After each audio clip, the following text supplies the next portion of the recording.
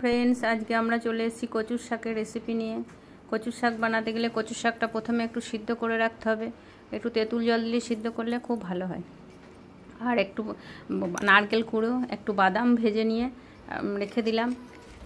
এবার কড়াইয়ে তেল দিয়ে তেলের উপর 5 ফোড়ন, শুকনো লঙ্কা, তেজপাতা দিয়ে একটু পেঁয়াজ কুচি, টমেটো কুচি দিয়ে নাড়াচাড়া করতে হবে।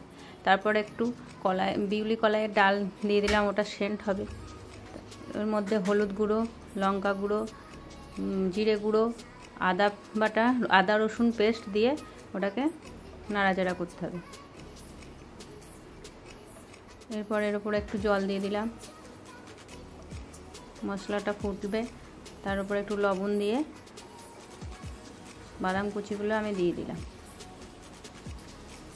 তার উপরে একটু সামান্য পরিমাণের চিনি দিতে হবে।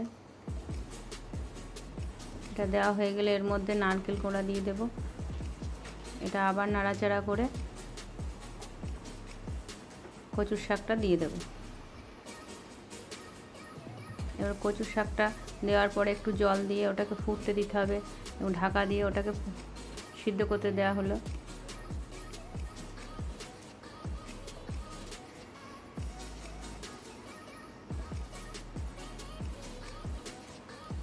দেখুন এর মধ্যে আমার কচুর শাকটা হয়ে এসছে।